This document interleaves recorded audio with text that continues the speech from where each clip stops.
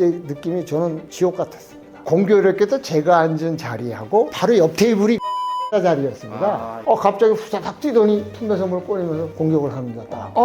안 되는데 저 순간적으로 저도 그러는데 벌써 이분이 벌써 맞았어요. 하여튼 일어나서 허리를 딱 잡았는데 칼이 막 왔다 갔다 하는데 야 저거 찔리면 이제 가겠다.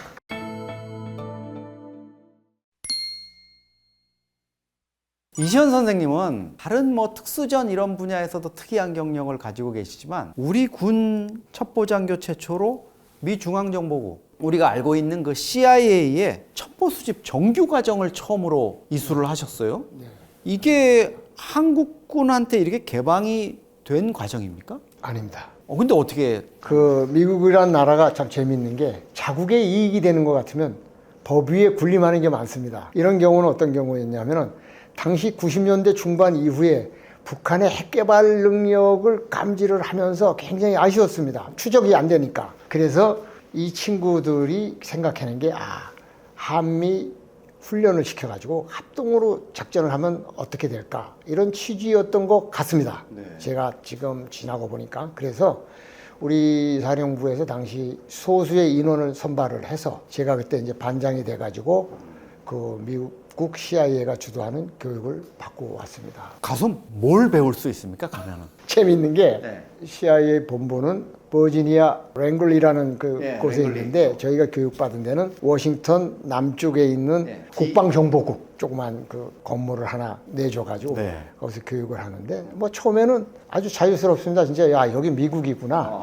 그게 이제 같이 여기서 한국에서 근무하던 친구들이 있습니다. 같이 가서 이제 앉아 있는데 교실에 이렇게 들어가 있지 않습니까? 그러면은 한 시간은 사람이 안 옵니다. 미국 애들 친구들이 콜라도 가져오고 막 야 미국 콜라 맛있다 뭐 한테 떠들고 밖에도 내다봤다가 뭐 왔다 갔다 하다가 텔레비 스크린이 2개 있는데 뭐 그림 막 돌아가고 막 나중에 누가 들어와가지고 머리가 벗어진 영감님이 들어오시더니 종이를 한 장씩 이렇게 줍니다. 조금 전에 있었던 여러 가지 장면을 그리시오. 1시간 동안 떠들고 놀고 했던 얘기를 뭘 했는지 적으라 그럽니다. 이거 왜 이런 걸 하나 나중에 봤더니 관찰력을 키워주기 위해서 주변에 가면 여기 뭐가 있고 그러니까 이런 식으로 이제 시작을 해서 하는데 재미있는 거는 오전에 4시간은 어떤 이론을 영어로 합니다. 그러면 저희 그 통역관들이 미측에서 제공을 해가지고 두 분이 같이 교육을 받았는데 그분들이 통역도 해주고 하면서 원칙은 이렇다, 사례는 이렇다 이런 식으로 교육을 합니다. 공작 원칙이라는 게 있거든요. 공작 원칙은 이런데 과거 사례는 이런 게 있었다. 주의할 점은 이런 거다. 이렇게 하는데 오전 4시간 이제 그런 이론 교육을 하고 오후에는 실습을 나갑니다. 그러면 어떻게 하느냐? 이제 벤이죠. 거기다 이제 한 서너 명 태워갖고 가다가 뚝뚝 떨어뜨립니다. 그냥 DC는 어디 외곽에 그냥 떨어뜨리는 겁니까? 그래도 이제 사람이 다니는 곳에 내려놓고 아무나 만나서 명함을 좀 받아가지고 오고. 근데 미국이라는 사회가 우리처럼 명함 문화가 일본이나 대한민국처럼 명함 문화가 그렇게 발달되어 있지 않습니다. 길에 다니는 사람들이. 또 특정 지역에는 길에 다니는 사람이 아예 없습니다. 그렇죠. 네. 1시간 내내 그냥 걸어다니는 사람 하나 못 보는 경우도 있습니다. 어쨌든 그런 식으로 해서 오후에 그 지형. 그러면 명함은 못 받았더라도 지형을 그려라. 그럼 뭐 여기 골목이 있고 뭐 상가가 있고 뭐 이런 것도 이제 교육 중에 하나였고 또 하나는 특이했던 게 내일 당신이 만날 대상자를 만날 식당이 레스토랑 이름이 예를 들어 블랙스톤이다. 그 블랙스톤에 가서 알 수 있는 대로 다 알아갖고 와라. 그러면은 한국처럼 그 당시만 해도 들어가면 식사를 할 수 있고 뭐 음료를 마실 수 있고 이게 아니라 2시간 넘어가면 풀어줍니다. 또 5시까지 풀어줘. 얘들 왜 낮에도 문 닫아놓고 장사 안 하나? 그랬는데 지금 지나고 보니까 그런 것들을 사전에 다 알아야 약속을 해서 치밀하게 빈틈이 없이 시행되도록 그런 훈련을 기초속도 이렇게 바닥바닥 이렇게 바꾸고 그랬습니다. 특수작전 요원인데 밥 먹자고 갔더니 오늘 정기휴일이다. 이러면 그런 게 있습니다. 망하는 거네요. 근데 이게 생활에서도 뭐 실천을 하시는 겁니까? 왜 저랑 만나서 뭐 이렇게 점심하고 이러실 때도 우리는 좀 창가에 이렇게 전망 좋은 자리에 앉고 싶은데 왜 창가에 안 앉으시는 거예요? 창가에 앉으면은 혹시 저를 아는 사람들이라도 지나가다가 저를 보고 손을 흔들거나 또는 저를 싫어하는 사람은 돌멩이를 던진다거나. 근데 이게 어떤 적과 아군 사이라면 저격을 당할 수가 있거든요. 원래 첩보 그 교육 받을 때 창가에 앉지 말라. 창가에 앉지 말라 합니다. CIA 교육에 그게 있습니다. 창가에는 절대 앉지 말아라. 왜? 사진 촬영이 될 수가 있고 저격이 될 수가 있다. 안쪽으로 앉아라. 그 안쪽으로 앉으면 탈출을 통로 쪽으로. 그리고 뒷문 쪽으로. 접선을 하는 그런 장소는 반드시 문이 2개 이상 있는 곳. 문 딱 하나 막아버려서 도망갈 데가 없으면 안 되지 않습니까? 문이 양쪽으로 있는 곳, 이런 데를 선정해야 됩니다. 그래서 반드시 사전 정찰이라는 활동을 합니다. 내일 내가 중요한 사람을 만난다면은 사전에 거길 가서 다 돌아보고 문이 몇 개인가, 또는 창이 넓은가 좁은가, 또 여러 가지를 이렇게 봅니다. 예. 그리고 우리가 미행을 잘 하는 법도 배우고 따돌리는 법도 배우실 거 아니에요. 미행을 따돌리는 건 어떻게 따돌려요? 미행을 따돌리는데 첫 번째가 이제 cover for stop이라는 용어가 있습니다. CIA 용어입니다. 위장을 하기 위해서 정지를 한다는 뜻이겠죠. 내가 예를 들어서 광화문 이순신 동상 앞에서 A라는 사람을 만나기로 했다. 그러면 광화문 동상 앞에 가기 전에 교보문고를 들어가서 책을 보면서 계속 한 바퀴 돕니다.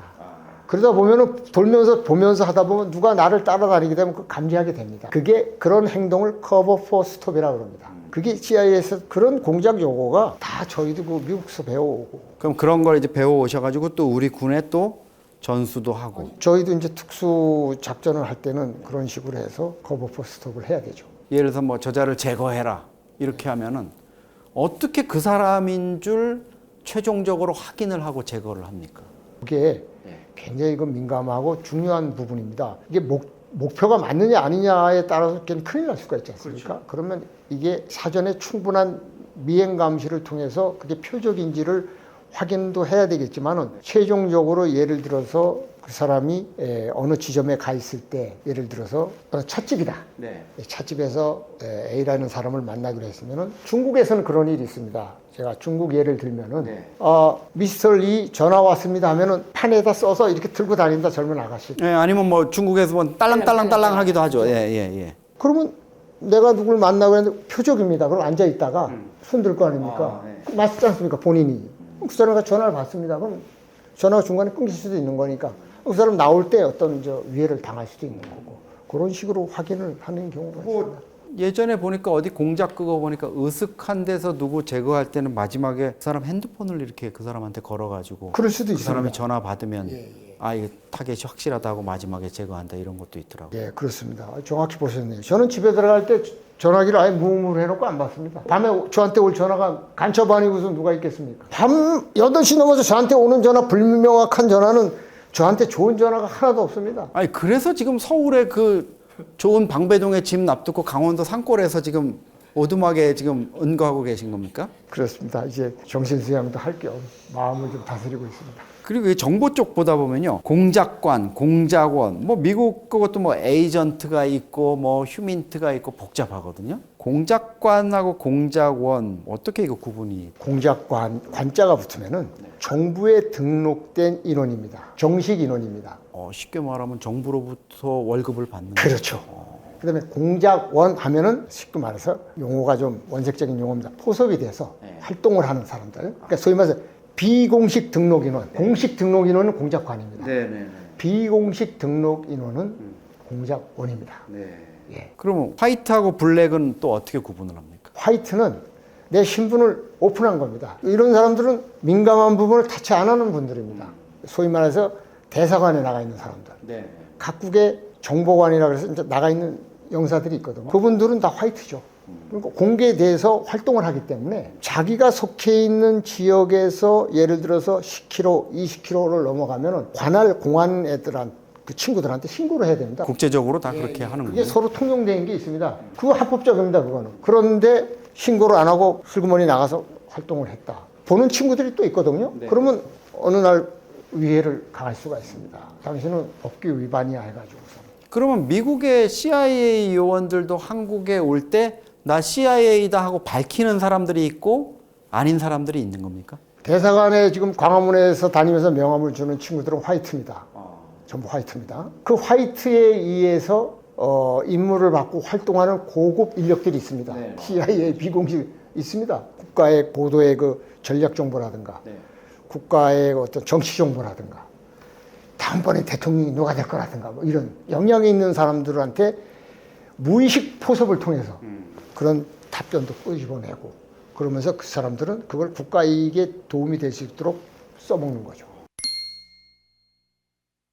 아니, 근데 얼마나 이 몸에 그런 공작 이런 것들에 대한 이게 또 체화가 돼 있으시면 서울의 그 주한 미국 대사가 테러 당할 때 그거를 또 현장에서 제압을 하셨다면서요. 현역도 아닌데. 그때 이제 퇴직해서 사회생활을 할 때입니다. 네. 그래서 이제 북한 문제도 좀 다루고 하는 그런 연구 기관이었는데 네. 거기서 제가 잠깐 몸을 담그고 일을 했습니다. 그때 이제 거기 원장님 되시는 분이 네. 대학 총장도 하시고 고명하신 분인데 같이 가자 그러시더라고요. 야, 우리 참석하자 해서 얼떨결에 아침에 따라갔습니다. 저차 모임이었는데 공교롭게도 제가 앉은 자리하고 네. 바로 옆 테이블이 그 미 대사 자리였습니다. 예. 순간적으로 느낌이 이상한 친구가 걸어오더니 가방을 탁 놓습니다. 제 옆에다가. 제 자리 옆에가 비어 있었는데 저를 한참 쳐다보더니 송송송 걸어갑니다. 그래서 쳐다보는 것부터가 좀 저도 기분이 별로 주축고 좀 독특한 친구구나 하고 이렇게 쳐다보고 있는데 갑자기 후다닥 뛰더니 품에서 뭘 꺼내면서 공격을 합니다. 딱. 안 되는데 저 순간적으로 저도 그러는데 벌써 이분이 벌써 맞았어요. 근데 이 친구가 또 2차 공격 들어가더라고요. 순간 그 짧은 순간입니다. 다행히 리포트 대사가 첫 번에 공격 피습을 당하고 본인이 쓰러지지 않습니까? 확 쓰러진 게 아니라 천천히 쓰러지다 보니까 공격하는 이 친구가 2차 공격을 하는데 헛방을 찌른 겁니다. 헛방을 날리니까 몸이 휙 돌아가니까 등이 보이더라고요. 바로 제 옆인데 저도 모르게 일어났죠. 흉기를 들고 있는데 거기 아니 저도 모르게 일어났대도 왜 일어나는지 그건 모르겠습니다. 하여튼 일어나서 허리를 딱 잡았는데 그때 느낌이 저는 지옥 같았습니다. 얼마나 이 친구가 몸이 비대했는지 꿈쩍도 안 하고 순간적으로 큰일 났다 싶더라고요. 큰일 났다 싶어서 고개를 들어보니 칼이 막 왔다 갔다 하는데 저거 찔리면 이제 가겠다.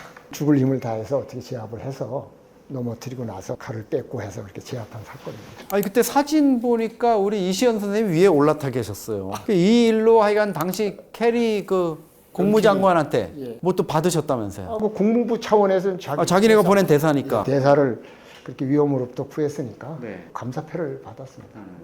미군이 첩보위성으로 촬영한 위성 사진이나 이런 것들 뭐 잘 안 준다. 이게 그 관계에 따라서 좀 그럴 때가 있습니까? 얘들 느낌상 좀 요즘은 좀 비협조적이야 이런 때가 있습니까? 한미 방위 안보 조약에는 서로 모든 것들을 이렇게 교류하고 하는 그런 큰 제목들이 있고 세부적으로는 이제 그런 정보 자산으로부터 획득한 거를 한국군에 지원한다 이런 게 있습니다. 있는데 다 지원한다는 아닙니다. 필요한 것에 대한 것은 지원한다. 그래서 그 친구들 그 문서에 보면 껍데기에 노폰이라고 써 있는 게 있습니다. 외국인한테는 안 된다는 겁니까?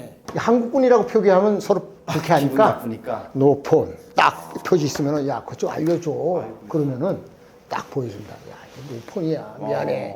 그럼 그거 더 이상 요구하면 처벌을 받기 때문에 그래서 민감한 거는 정치적인 수단에 의해서 빨리 받아볼 수도 있지만은 미국 친구들 화나면은 한 달 늦게 주고 이럽니다. 자료를. 정보라는 거는 살아있는 생명체 같은 건데 다 지나간 다음에 주면 그거 소용없지 않습니까? 그래서 정보 교류만큼은 저희가 미국에다가 같은 협조를 해가면서 그 중에서도 정보 교류 중에서도 가장 힘을 주는 게 휴미트 파트입니다. 저 친구들 휴미트가 피부색이 다르니까 다른 거는 우리가 받아 쓰는 입장이기 때문에 많이 좀 협조를 해주고 해야 됩니다. 우리 군 정보사에 또 어마어마한 대북 정보 쾌거가 있었습니다. 미국도 꼼짝 못했던 김정일 극비 방중. 이거 어떻게 캐치하신 겁니까? 그건 저도 지금 뭐 잘 모르겠습니다만은 아니 그 당시에 다 담당을 하셔놓고 모르신다 그러면은 그때 심지어 그 본부 데스크급에 있었던 걸로 제가 아는데 당시에 그쪽 현지에서 활동하는 그 식구들이 참 열심히들 일했습니다. 정말 그 많은 분들이 피해를 입은 분도 있고 한데 다양한 비등록 협조자들을 확보를 해서 한 다리 징검다리 연결하듯이 연결해서 평양 가까이까지도 동향을 볼 수 있는 그렇게까지 구축을 해놓으면은 뭐 그런 고급 첩보를 획득은 할 수 있는데 지금은 이제 어느 수준인지 지금은 잘 모르겠습니다. 어쨌든 압록강을 건너서 중국으로 들어오는 거를 정확히 타이밍을 캐치를 하신 겁니까? 제일 먼저 그때 저희가 그때 했었죠. 근데 누가 그거 지켜본 겁니까? 아니면 누가 알려준 겁니까? 하여튼 뭐 어떤 소스인지 들어와가지고서 바로 즉시 보고된 케이스입니다. 북한도 놀랐겠는데요? 잠 못 자는 거죠. 과거에 그 김정일 국방위원장이 뇌졸중이죠? 식물인간 상태에 빠졌다가 회복되려고 막 이런 얘기가 있을 때 청와대 대변인이 기자들이 하도 물으니까 혼자서 양치질은 할 수 있을 정도다 이렇게 얘기했거든요. 그거는 휴민트도 보통 휴민트가 아니지 않습니까? 그거는 가까운 일본에 있는 고급 첩보 소스로부터 나왔던 내용이었습니다. 근데 김정일 뭐 북한 최고 지도자 뭐 누구든 어느 나라 최고 지도자가 양치질을 혼자 할 수 있을 정도다 누가 이렇게 시켜주지 않아도 할 수 있. 이거를 알 수 있으려면 정말 뭐 3명 5명 안쪽일 텐데요. 그런 내용들이 남한하고 일본하고 당시 그 언론에 이렇게 보도되고 왔다 갔다 하면서 저희 그 후속 첩보에 의하면 그 주변에 있는 보좌직 또는 서빙 파트에 있는 친구들이 다 교체됐다는 첩보도 들었습니다. 아우지 갈 수 있는 그런 상황이겠네요. 예, 험악한 말로 그냥 망가뜨려 버렸습니다. 서늘한 곳에 갔다. 근데 정보사에 계시면서 오랜 기간 이제 평생 몸을 담으셨는데 그러다 보니까 정보 활동 때문에 뭐 약간의 그 스캔들이 있었고 또 어떤 분은 뭐 대단한 이런 걸로 막 돼서 영화화되고 이랬었는데 그 중에서도 이 뭐 흑금성 이런 분들도 아시는 거예요, 그러면? 개인적으로는 뭐 이렇게 나와 만나서 이렇게 대화하고 그런 적은 없습니다만은 제가 그 당시 남산 지구대에 근무할 때 그분은 서울 또 다른 지역에 계셨거든요. 그래서 한번 만나서 뭐 악수하고 통성명은 한 적이 있지만은 업무적으로 이렇게 뭐 만나거나 이런 적은 없습니다. 정보 활동하면서 우리가 좀 실패다 아니면 좀 이건 좀 미스였다 이런 사례도 좀 있습니까? 알려진 것들이라든가 또 좀 숨겨진 것들. 과거에 러시아에 갔던 저희 요원 하나가 피포가 된 적이 있습니다. 근데 그 당시는 KGB는 해체되고 보안 정보국이죠, 말하자면 그런 개념의 친구들이 있었는데 그때 이제 그 인원을 데리고 오기 위해서 여러 가지 뭐 어려운 일들이 많았습니다만은 그걸 분석해 봤을 때 러시아가 무너졌다 그래갖고 정보전까지 무너진 게 아니구나. 엄청나게 감시하고 외국인들에 대한 추적, 감시하는 그 능력이 탁월합니다. 그래서 조심을 많이 해야 될 것 같습니다. 또 우리 특히 젊은 구독자분들께서는 궁금하신 거 있습니다. 북파 공작 뭐 이렇게 말씀을 하셨는데 이런 특수 임무를 수행하는 이런 요원이 되려면 지금 어떻게 그 지원을 하면 됩니까? 예, 그 지금까지 최근까지는 그 과거에는 2000년도까지는 비공개로 선발을 했습니다. 근데 2002년부터 최근까지는 또 공개 모집을 하다가 여러 가지 부작용도 있고 비밀 유지가 안 된다 해서 다시 비공개 선발로 방향을 바꾼 거로 알고 있습니다. 저는 이렇게 말씀드리고 싶습니다. 대한민국의 피 끓는 젊은이 신체 건강하고 세상을 두 주먹 불끈 쥐고 한번 열심히 살아보겠다 하는 용기가 있는 사나이라면은 정보사령부 특수임무단에 그 지원을 해서 내 몸도 단련시키고 또 적절한 보상을 통해서 청년으로서의 기반을 닦을 수 있는 금전적 보상도 받고 그래서 뜨겁게 세상을 살기를 권합니다. CIA 그 정규 첩보 수집 과정도 하셨고 그 이후에도 한미 동맹을 위해 가지고 많이 애를 써오셨는데 지금도 국가가 만약에 이시연 당신이 필요하오 와서 공작하시오 이러면 부름에 응하실 용의가 있으십니까? 조국이 원하면 대한민국이 원하면 나이에 상관없이 항시 부름을 받겠습니다. 이상입니다.